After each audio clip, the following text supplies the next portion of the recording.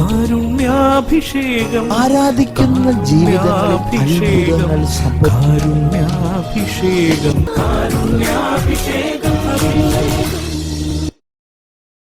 ഈശോയിൽ പ്രിയമുള്ളവരെ, ജീവിതത്തിൽ ഒരുപാട് ആകുലതകൾ, പരിദേവനങ്ങൾ, പരിഭവങ്ങൾ, ഒരുപാട് പ്രശ്നങ്ങളിലൂടെ കടന്നു പോകുന്ന മക്കളാണ്.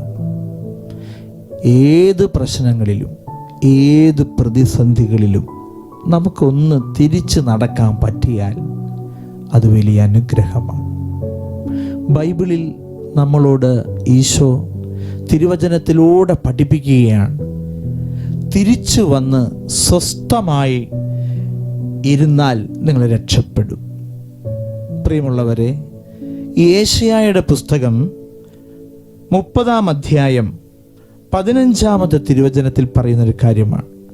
നമ്മൾ എത്രമാത്രം പ്രശ്നങ്ങൾ നമ്മുടെ ജീവിതത്തിലേക്ക് കടന്നു വന്നാലും നമുക്കൊന്ന് കർത്താവിൻ്റെ മുമ്പിൽ സ്വസ്ഥമായിട്ടൊന്ന് ഇരിക്കാൻ ഒന്ന് പരിശ്രമിച്ചാൽ നമുക്ക് ഇരിക്കാൻ പറ്റാത്ത പ്രശ്നങ്ങളാണ്. തലയ്ക്ക് മുകളിലൂടെ വെള്ളം ഒഴുകുന്നു, പാദത്തിനടിയിൽ മണലില്ല, അങ്ങനെ മുങ്ങാക്കുഴികളിൽ കയറുന്ന, നമ്മൾ നഷ്ടപ്പെട്ടു പോകുന്ന, പ്രാണം നഷ്ടപ്പെട്ടു പോകുന്നൊരവസ്ഥ നമുക്കുണ്ടായാലും നമുക്കൊരു സ്വസ്ഥത ദൈവം തരാൻ ആഗ്രഹിക്കുന്നുണ്ട്. ആ സ്വസ്ഥതയിൽ ദൈവം നമ്മെ സഹായിക്കുമെന്നുള്ളതാണ്. ജോഷുവയുടെ പുസ്തകം 1-ാം അധ്യായം 13, ജോഷുവയുടെ പുസ്തകം 21-ാം അധ്യായം 44-ാം തിരുവചനം. സ്വസ്ഥത നൽകുന്ന കർത്താവാണ്. നമുക്ക് ഈ സ്വസ്ഥത പലപ്പോഴും നഷ്ടപ്പെട്ടു പോകുന്നത് നാം അതെല്ലാം കൈകാര്യം ചെയ്യുന്നത് കൊണ്ടാണ്. നാം ഏറ്റെടുക്കുന്ന പ്രശ്നങ്ങൾ ദൈവത്തിൻ്റെ കരങ്ങളിലേക്കൊന്ന് കൊടുക്കുന്നതിനെ ആണ് നാം സ്വസ്ഥത എന്ന് പറയുന്നത്. നമ്മൾ ദൈവത്തിന് വിട്ടുകൊടുക്കുകയാണ്. കർത്താവേ, ഈ പ്രശ്നങ്ങൾ, ഈ നീറുന്ന പ്രശ്നങ്ങൾ, ഈ ആകുലപ്പെടുത്തുന്ന സംഭവങ്ങൾ ഞാനിതാ നിനക്ക് തരികയാണ്. അങ്ങനെ കർത്താവിൻ്റെ മുമ്പിൽ സ്വസ്ഥമായിട്ടൊന്നിരുന്നാൽ പിന്നെ കർത്താവ് തരുന്ന എന്താണ്? നിങ്ങൾ രക്ഷപ്പെടുമെന്നുള്ളതാണ്. അപ്പം നമ്മുടെ പ്രശ്നങ്ങളിൽ ഒന്ന് തിരിച്ച് നടക്കുക, ഒന്ന് ഇരിക്കുക. 3-ാമത് ദൈവങ്ങൾ. സഖ്യവൂസ് ആഗ്രഹിച്ചു, അവൻ കുറവുള്ളവനാണ് തിരിച്ചറിഞ്ഞു, അവൻ മുമ്പേ ഓടി മരത്തമ്മൽ കയറി. ബാക്കിയുള്ളത് മുഴുവനും കർത്താവ് അവൻ്റെ ജീവിതത്തിൽ പ്രവർത്തിക്കുകയാണ്.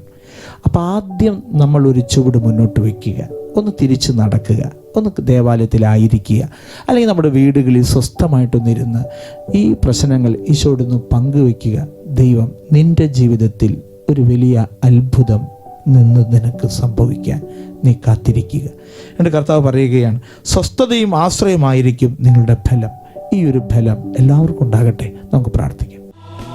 പാവനാത്മാവേ പറന്നിറങ്ങണമേ, പാപികൾ ഞങ്ങളിൽ വന്നു വസിക്കണമേ.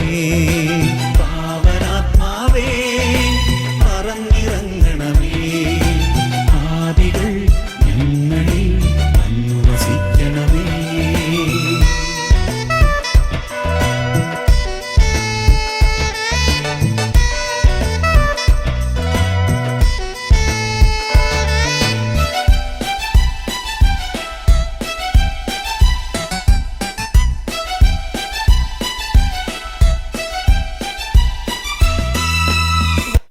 പരിശുദ്ധ പരമദിവ്യകാരുണ്യത്തിന് എന്നേരവും ആരാധനയും സ്തുതിയും പുകഴ്ചയും ഉണ്ടായിരിക്കട്ടെ. പരിശുദ്ധ പരമദിവ്യകാരുണ്യത്തിന് എന്നേരവും ആരാധനയും സ്തുതിയും പുകഴ്ചയും ഉണ്ടായിരിക്കട്ടെ. പരിശുദ്ധ പരമദിവ്യകാരുണ്യത്തിന് എന്നേരവും ആരാധനയും സ്തുതിയും പുകഴ്ചയും ഉണ്ടായിരിക്കട്ടെ.